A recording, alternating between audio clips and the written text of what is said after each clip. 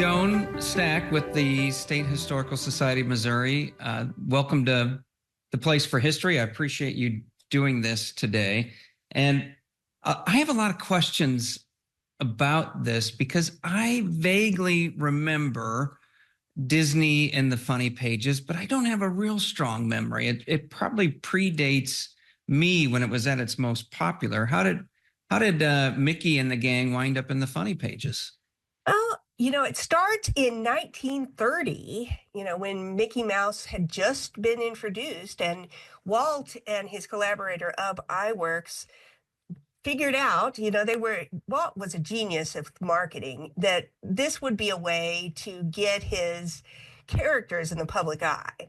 And so he started he actually wrote the very first Mickey Mouse stories, and they first appeared in the 1930s. I think within 5 years, they were carried by hundreds of papers.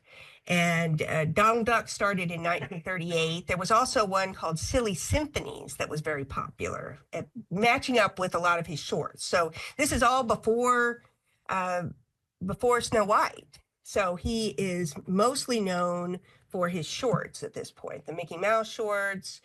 Donald Duck appears, and then the Silly Symphonies were very popular. They were based on primarily musical things, but very entertaining. And of course, everybody knows things like the Three Little Pigs and some of the other early ones, the Ugly Duckling. These were all 1930s before Snow White. And so people were seeing these. There was already a Mickey Mouse Club. People were, Walt just realized what a powerful character and how beloved Mickey was very early on. And so he starts doing this daily comic strip. Now, the very earliest Mickeys, and continually with Mickey, he would actually do stories that would go on. You'd have a cliffhanger at the end of a strip, and then you'd find out what happened the next day. So this really kept audience interest and kept them thinking about Mickey and going to the theaters to see the Mickey Mouse shorts. So when he starts, he is not illustrating every cartoon, but he's developing these stories. Iwerks is really doing most of the illustration. Is that correct? Yes, Iwerks was the genius animator and illustrator. And so the very earliest Mickey cartoons, Iwerks is credited as the artist. Now, later on, it just says, well, most of the later ones, the ones we have in our collection, are all signed Walt Disney. But Walt Disney, of course, wasn't really even doing the drawings for the very earliest ones. Iwerks was doing them, but he would come up with concepts. And he seemed to have a feel for what would appeal to families and children, an unusual understanding of that. So what we have are later ones from mainly the 50s and 60s. And you mentioned that you remember them because the Mickey Mouse strip and the Donald Duck strip were actually running into the 1990s and still being drawn. Now, later, apparently, they continued to be syndicated into the 2000s, but I'm guessing that was a much smaller number of papers that were picking those up. But yeah, so these are some of the longest running comic strips of all time. They start out, as you mentioned, as stories, and Yes. Some of the popular stories involve airplanes and even an orphanage. Yeah. Yeah. Oh, yeah. I mean, I was looking at the very first one, and it's interesting. It has, the Mickey is in love with Minnie, and so you get to meet Minnie's parents, and there's people trying to steal Minnie's parents' farm in the very first one that Walt would have written.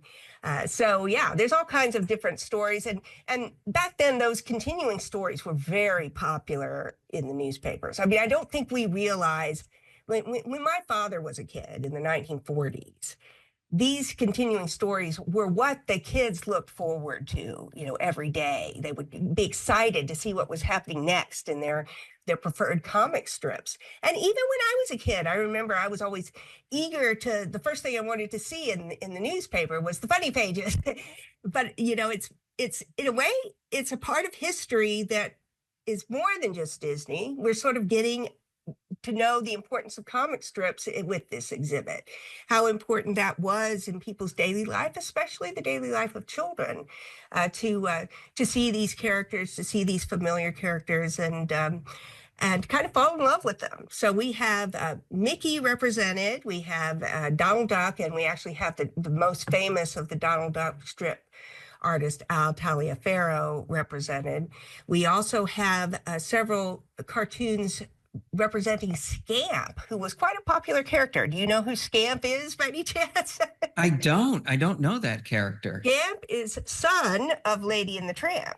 And so Ah, if you remember, the movie Lady and the Tramp ends with Lady and the Tramp having puppies. And there are, I don't know, 3 or 4 little puppies that look just like Lady. And then there's one mischievous little puppy. He looks like a tramp. So that was Scamp. And so Scamp shows up in 55, the year Lady and the Tramp comes out. So it's another kind of marketing tool that Disney is realizing that he can create, Lady and the Tramp was very, very successful, and he can continue to keep it in the public eye through the use of Scamp. And Scamp ran for quite a while. He was very cute. It was all about puppies and their adventures, and there were puppies that looked like the other, some of the other characters in Lady and the Tramp. So it was a fun little cartoon. We have, I think, 3 episodes of Scamp represented in the show.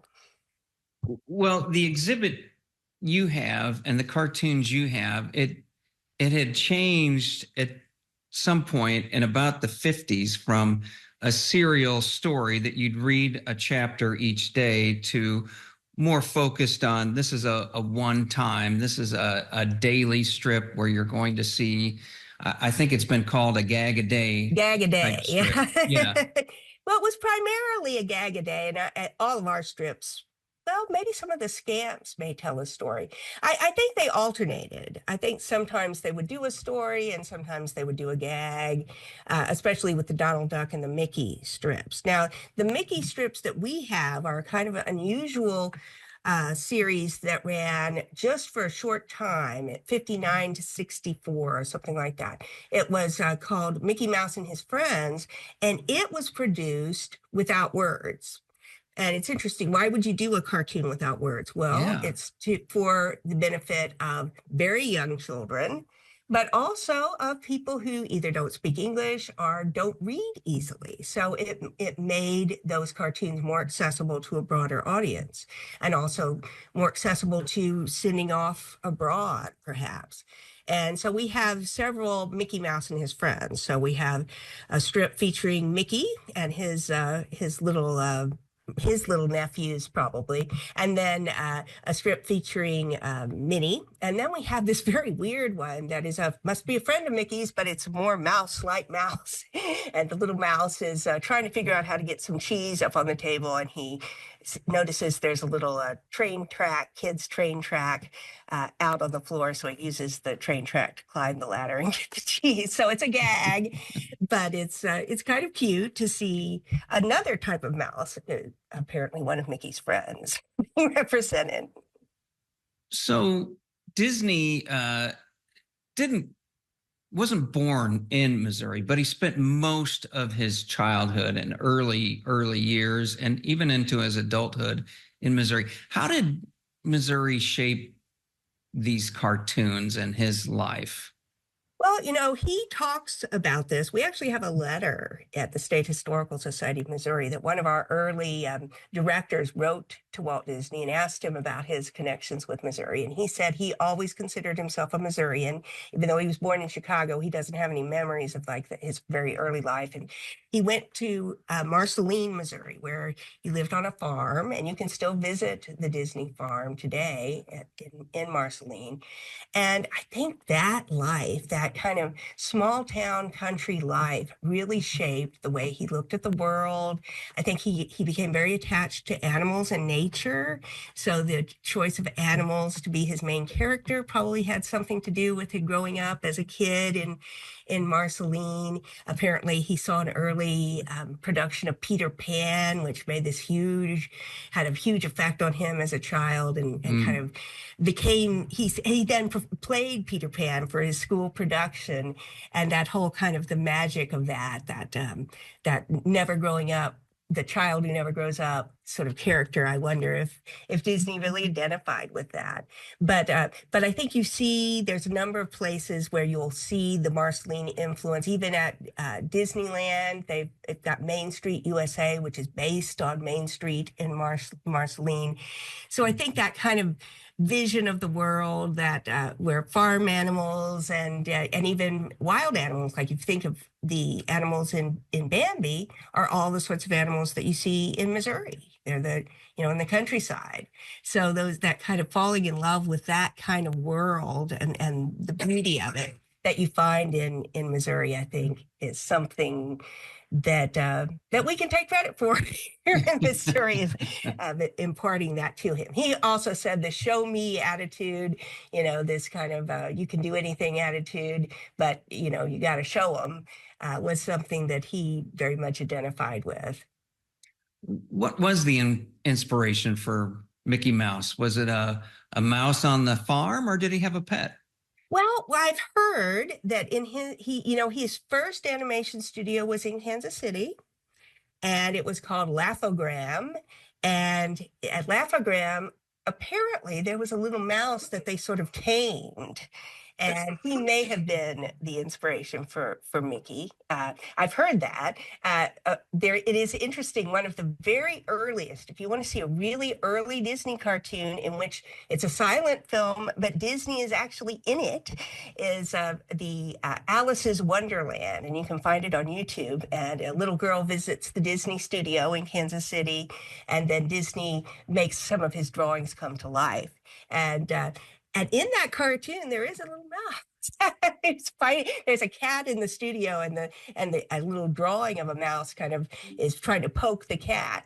And you think, well, maybe that's a early version, long before Mickey, because this was, I think it came out in 1924, so 100 years ago. But the film was actually made in 23. While he was still in Kansas City. So there are these wonderful connections. So he was probably thinking of those kind of house mice, which, are sometimes we think of them as pests, but sometimes people sort of befriend the little mice. I mean, think about Tom and Jerry, a similar kind of a relationship, similar kind of a mouse based on something that most people, especially in the old days, had to deal with. They were little mice that lived in houses. And so I think it's not a farm mouse, but it's probably a house mouse sort of thing that you would find in a country house. You are based in Columbia, and we've referenced the exhibit. The exhibit is called Daily Disney, Walt Disney Cartoons and the Funny Pages, and it is at the State Historical Society of Missouri. Tell me about how this exhibit wound up coming to the museum there in Columbia. Well, this is an exhibit that comes from our collections, so it's not going anywhere else. This is the one place you can see it.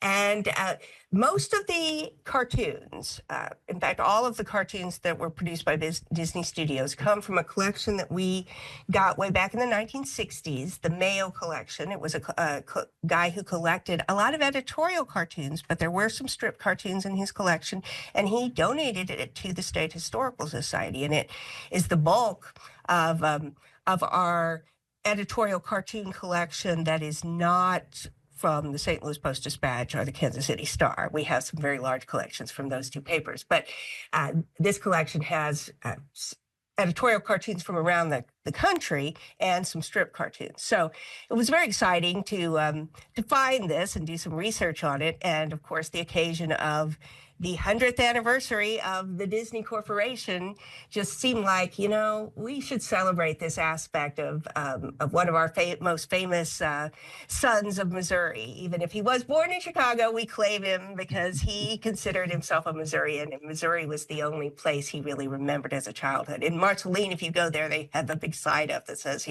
he had more formative experiences in Missouri than he ever would anywhere else, especially in Marceline. That beautiful kind of I think he saw it as an idyllic small town where the countryside is nearby. You have farm animals. You live with these animals. A very different life than we have today. His dream was to make a kind of a living farm out there, but he died before he could realize that dream. He kind of wanted to save his old family farm and recreate it for future generations. So, but I think you can see some of that in his cartoons. I'm sure that very first one I was telling you about with Minnie's farm, Minnie's family was about to lose their farm. That was totally based on his Marceline experiences. And so, we just felt like we had to do something for this 100th anniversary. One of the other fun things that we have in the exhibit that relates to another artist in our collection, we have a large collection of works by Thomas Hart Benton. We have a photograph of Disney, probably in around 1939, not of Disney, of Thomas Hart Benton visiting the Disney studios at around 1939 with several other artists who were associated with a group called Associated American Artists. So Thomas Hart Benton is there. He's kind of in the center. And but Grant Wood is also there and a number of other artists. And so it's a little connection. A lot of people don't know that Disney actually was working with Benton, and they tried to do a collaboration, but I think Benton was a little bit too independent minded. Disney knew what sold, but Benton didn't want to necessarily do everything that sold. He wanted a little bit more creative freedom. So they ended up parting ways amicably. But they were going to work on they said it was like a light musical based on Davy Crockett. Maybe some of that came out later on in the live action Davy Crockett, but there was plans for Benton to work on that at Disney's, but he never did. If someone wants to come see it, is there a time limit? A lot of exhibits go from a certain date and they end on a certain date. Yeah, we were as a kind of a rough time limit. I think the very end of June is when we're planning on taking it down.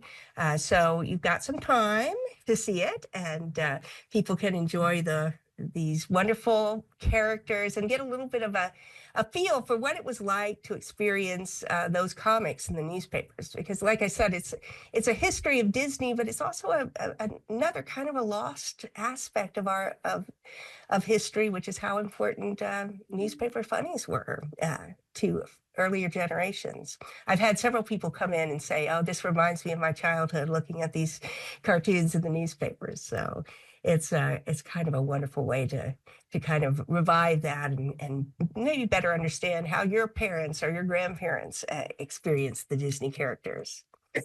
Well, before we go, this seems to have really touched your heart. What was the most interesting or profound thing you discovered in researching this to get it set up? Well, one thing that I haven't mentioned is that, there's a huge team of artists who worked on these cartoons. And so I researched each one of the original artists who actually drew the cartoons. And so finding a little bit about their history was very interesting. At least 2 or 3 of them were immigrants who had come to California, but they were artists and they started working at Disney studios. It was also kind of interesting. I didn't mention, but one of our most popular things in the exhibit are 2 cells from Lady and the Tramp. And so they're hand-colored, painted cells that were used in making the movie. And an interesting fact I found out about those is that there was a whole team of women that worked to paint those cells. I mean, you would use hundreds of thousands of cells to make one of those feature films. And somebody, and it was usually one of these women, would hand paint each of those cells. And I've heard in Marceline, they were telling me, "Oh yeah, sometimes we have one of those women who used to paint those cells at Disney come in to their museum there." So that was kind of an interesting fact to find out. All right. Well, I appreciate your time, Joan Stack, with the State Historical Society of Missouri, learning about Disney and the Funny Pages.